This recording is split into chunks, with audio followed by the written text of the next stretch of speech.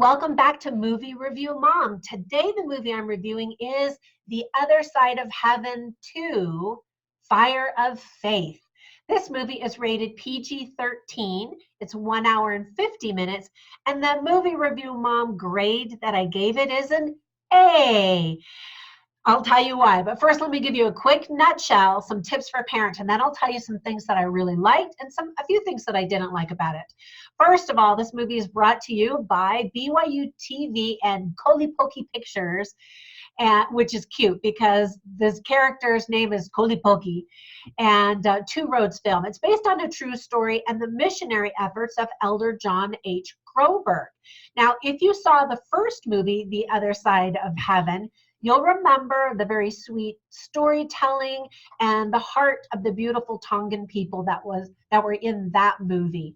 So this sequel takes place 10 years after the original movie, and it's a heartwarming sequel, a heartwarming reunion with more inspiration and more miracles. And this is a true story. Like, how many miracles can one missionary experience, right? The film is filled with many lessons for us to learn, and not just for Mormons. While the movie will have special meaning for members of the Church of Jesus Christ of Latter-day Saints, everyone can enjoy it and certainly be touched by it.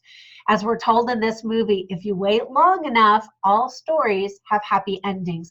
And that's a really great theme of the movie, but not the only theme. My big tip for all viewers is to bring tissues. I was just a weepy mess. I was kind of fine. And honestly, going into it, I'm always a little bit worried with Christian movies. I am a Christian. I want them to be good.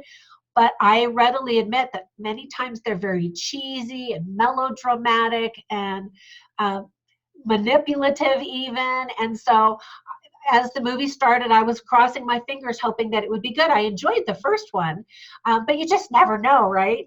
Anyway, after this one particular scene, I just was like this weepy mess for the rest of the movie. I kept grabbing tissues, and I don't know how many tissues I went through, but it really touched me, and I think that it will touch you too. Some quick tips for parents is there's talk of throwing a little pig into the ocean. Someone dies, and then two more people are hanging on to life, and you don't know if they're going to die or not. So that's, oh. People are in perilous situations. Oh. Some guys beat up another young man, which is horrible. And actually, it's because of that scene that the movie was rated PG-13. The director, Mitch Davis, wanted it to be PG so that families would know that they were welcome and that they could bring their kids. But, you know, this scene is kind of violent, and this guy gets really beat up. And so anyway, the film industry said that, no, this movie needs to be PG-13. And that's probably a good call because, you know, he really does get beat up. And you see it. With blood and stuff. You also see some dead chickens hanging and getting defeathered. However, at the end of the movie, it says no animals were actually harmed in the making of this film. So I'm not sure if they used fake chickens or what, but I mean, it looks pretty real. I'm hoping that I'm going to be posting an interview with Mitch Davis, the director, later this week. We're supposed to get together, and I'm not sure yet exactly when, but I'm going to ask him that question. And then last tip for parents is that it's very dramatic. And what's kind of funny is when the first movie came out, I took my 4 children to see it. And one of my sons at the very end of that movie, which was also very dramatic, said, "I'm so glad I'm not a member of that church." And I just kind of laughed because I actually am a member of that church. I am a Mormon. I belong to the Church of Jesus Christ of Latter-day Saints.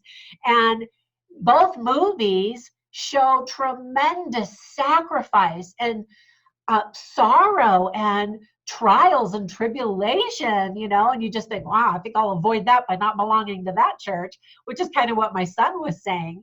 And yet, I can tell you as a member of the church that it's because of the sacrifices and the tremendous trials and challenges and just belonging to a religion that really demands the very best of you. It's through that the faith and the trials and the sacrifices that we're able to experience miracles and see the God of hand in our lives. Truly, I really do know that God lives and that he loves us. All right, on to the themes. Well, there's that as a theme, that God does love us. And also the theme of peace is a very strong theme. And then Jean Groberg, who's the wife of Elder Groberg, played by Natalie Metlock, who's an actress from New Zealand, by the way. She says, I want you to know, she's giving a talk at church to a bunch of missionaries, and she says, I want you to know, even when it's hard, especially when it's hard, I know we are about God's work. And again, that's a very, very strong theme throughout the movie.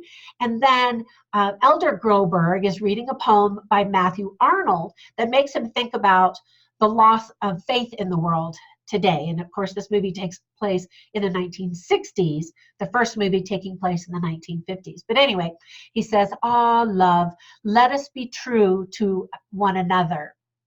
Another great message, right? And another message is, what does it mean to be truly Christ-like? There are two preachers, in a sense. One is a Mormon missionary president, and another one is a Methodist preacher. And there's some animosity, really more from the Methodist preacher, because people are converting to Mormonism and leaving his little flock. And so he's angry. And through the course of the movie, there's some obviously soul searching and some definite exploration, self-exploration as to what does it mean to be a Christian, and am I a Christian? Could people convict me of being a Christian based on my actions towards others and how I treat them? And I love that message. I've always heard this quote many, many years ago that said, how do you tell a true disciple of Christ? By the way they treat other people. And so I love that message of the movie.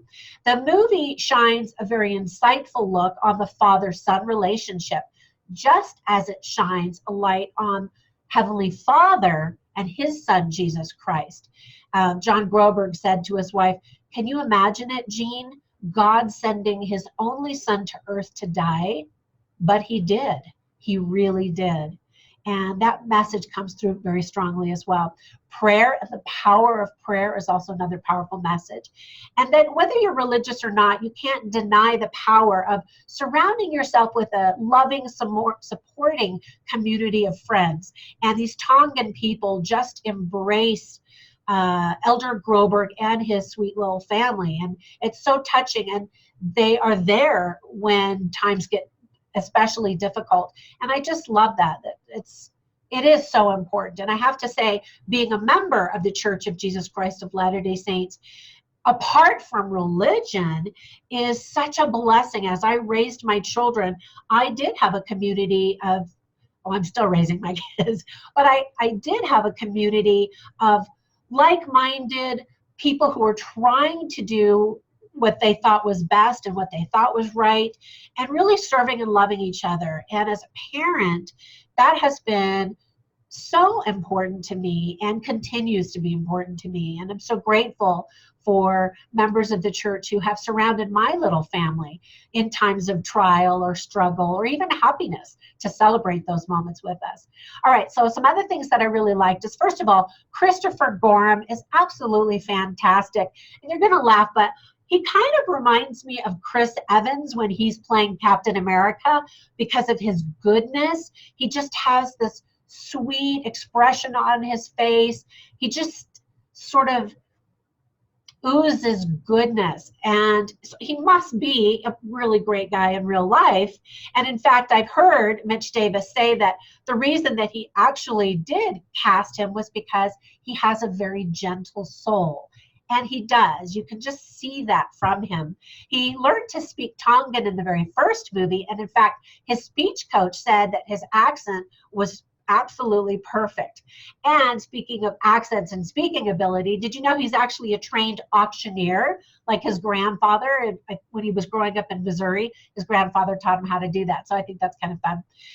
There's a funeral scene that's very touching and heartbreaking, but it's also very beautiful as the Tongan people are dressed wearing traditional clothing, which you see several times in the movie, which is really fun to learn a little bit more about their culture. And of course, to hear them sing, which they do often in the movie, those beautiful harmonies. What a gentle, loving people the Tongan people are. And I've never been to Tonga. I would love to. I've been to the Polynesian Cultural Center in Hawaii, and the Tongan little village there is really awesome. But that's about it. I've known Tongan people who are really fun too, but anyway, I'd love to go there someday.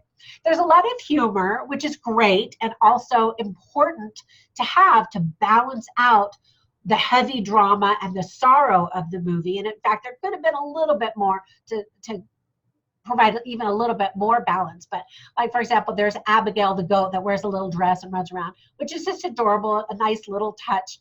And I mentioned that I was just this weepy mess. There's this moment that really got me to tear up, and it's after this storm and people's lives are in peril.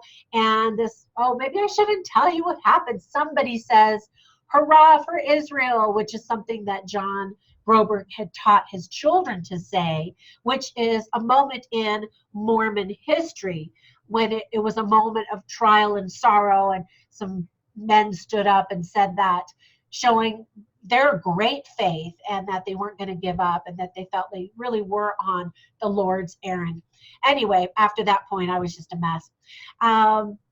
Oh, so another thing is, while they were interviewing actors to play the role of Thomas S. Monson, I've heard also that Mitch Davis said the moment that they saw Russell Dixon, they were like, that's it. We don't even need to interview anybody else, because he's kind of a dead ringer. He looks a lot like Thomas S. Monson. Now, people who are not members of the Mormon faith won't quite appreciate the significance of his role in the movie, other than saying, well, he's John Groberg's boss, right? But he actually later on became the president of the church worldwide and was so beloved, and such a great storyteller, had a great sense of humor, died really only just a few years ago, but most Mormons who are alive today remember him very fondly. And what a man of great service and sacrifice. His entire life was really spent blessing and loving other people. So anyway, it was a nice touch to have him in the movie. And in fact, after the first movie was filmed, in real life, the real Thomas S. Monson said, "When are you going to film the next one?" Because he loved it so much. And sadly, because he recently passed away, he wasn't able to see the second one. Unless, of course, he's watching it from heaven, which I'm sure that's where he is. Anyway, I really love it when you watch a movie based on a true story and they show you pictures or video footage at the very end. And they do that in this movie, which is awesome. Actually, quite a bit during the rolling credits. But even before the rolling credits, you get to see kind of a picture of the actor and the real person who that actor played, with an update on what happened with that person, which I always really appreciate. The movie, by the way, was filmed in Fiji because actually there was a tax rebate of 47%. So it was cheaper to film it there than actually in Tonga, which was interesting. But Fiji's beautiful. I've never been there either. That's on my bucket list too. Now, you don't need to have to have seen the first movie, but it's definitely helpful. And I recognize that the target audience is Mormons or members of the Church of Jesus Christ of Latter-day Saints. And so they probably will have already seen the first movie. But if you see it as a standalone film and you're not a member of the church, I think you will still be able to appreciate it and understand it and even enjoy it.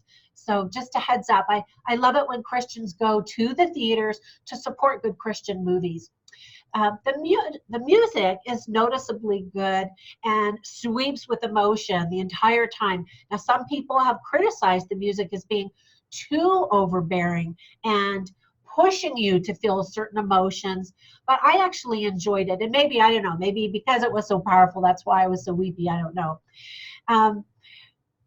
Now, a few things that I didn't like, and one is obviously Anne Hathaway is missing from this movie. She played the love interest, John Groberg's girlfriend, in the first movie, and it would have been so lovely to see her as the wife of John Groberg in this movie. But remember, back in the first movie, when she starred in it, she was just a new actress and kind of a nobody.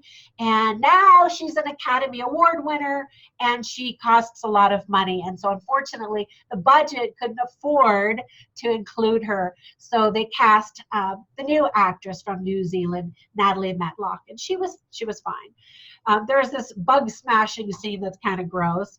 I mean, really gross, but whatever. The production value of the film is very good, and I think they spent about $10 million on it.